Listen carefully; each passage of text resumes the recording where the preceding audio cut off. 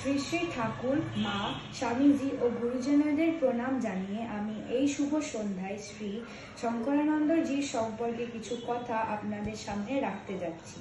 স্বামী শঙ্করানন্দ মহারাজ সুদীর্ঘ 60 বছর ধরে শ্রীরামকৃষ্ণ সংঘর সেবা করেছেন। তার তপস্যা, নিষ্ঠ নিয়মিত জীবন সাধু ব্রহ্মচারীদেরকে প্রেরণা জানিয়েছে। ওনার পায়ে আশ্রয় নিয়ে অসংখ্য ভক্ত শান্তি লাভ করেছে। স্বামী শঙ্করানন্দর পূর্ব নাম ছিল অমৃতলাল সেনগুপ্ত। তাকে অমূল্য নামেও ডাকতেন। 1880 খ্রিস্টাব্দে 9 মার্চ শিব চতুর্দশীর দিন মঙ্গলবার রাত 1টায় তার জন্ম হুগলিতে। ছোট বয়স থেকেই তার স্মৃতিশক্তি শিক্ষক ও অভিভাবকদের আশ্চর্য করত। কয়েক বছর পর তিনি কলকাতায় এসে ষষ্ঠ শ্রেণী পর্যন্ত পড়াশোনা করেন। কিছুদিন ব্রহ্মবালক বিদ্যালয়ে পড়াশোনা করেন। ছোটবেলা থেকে তিনি ছিলেন নির্ভীক ও গম্ভীর প্রকৃতির। ওনার বাবা নাম ছিল নবীন কৃষ্ণ সেনগুপ্ত। তারপর ওনার বাবা ওনাকে মুর্শিদাবাদ এনে নবাব স্কুলে ভর্তি করে দেন। এরপর বহরমপুর কৃষ্ণনাথ কলেজে উনি 2 বছর পড়াশোনা করেন। সাঁতার, ঘোড়ায় চড়া, ফুটবল, ক্রিকেট, টেনিস এইসব খেলাধুলায় যথেষ্ট দক্ষতা ছিল। ছোটবেলা থেকে উনি পড়াশোনা, খেলাধুলা যাই করতেন 16 আনা মন দিয়ে করতেন। তিনি কলকাতায় জেনারেল অ্যাসেম্বলি কলেজ থেকে FA পরীক্ষায় পাস করেন, দিয়ে মেডিকেল কলেজে ভর্তি হন। কিন্তু তৃতীয় বার্ষিকীর পর আর ওনার পড়াশোনা হয়ে ওঠেনি। 1902 খ্রিস্টাব্দে কালী পুজোর দিন গঙ্গা স্নান করতে যাচ্ছি বলে উনি গৃহত্যাগ করলেন।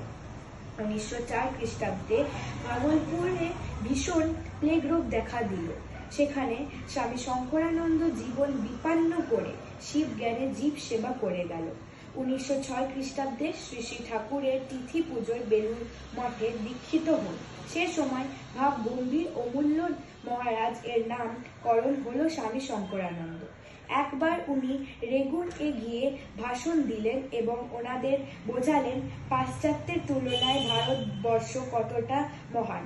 কাশী সেবাশ্রমের জমি কেনা, বেলুর মঠের জমি বাড়ানো, সারগাছি আশ্রমের জমি ক্রয় ইত্যাদি কাজ উনি এই সম্পন্ন করেন।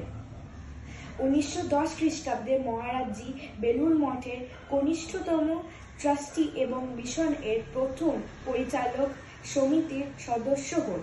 1929 খ্রিস্টাব্দে তিনি রামকৃষ্ণ মিশনের অন্যতম সহ-সম্পাদক নিযুক্ত হন।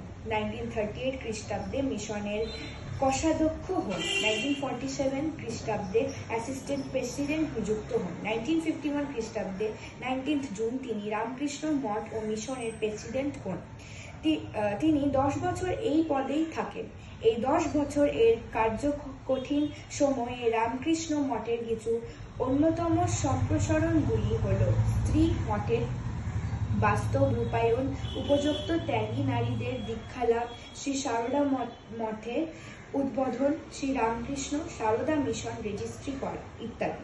প্রেসিডেন্ট থাকাকালীন কামারপুকুরে শ্রী শ্রী ঠাকুরের মন্দির উদ্বোধন ও প্রতিষ্ঠিত হন। জুতো সেলাই থেকে চণ্ডী পাঠ যে কোনো কাজ উনি যথাসাধ্য করিয়ে দিতেন। 12 জানুয়ারি শুক্রবার রাত্রি 2:30 শ্বাস রুদ্ধ হয়ে আসে এবং 3:10 তিনি শ্রী শ্রী ঠাকুরের শ্রী পদপদ্মে চিরমিলিত হলেন। ধন্যবাদ।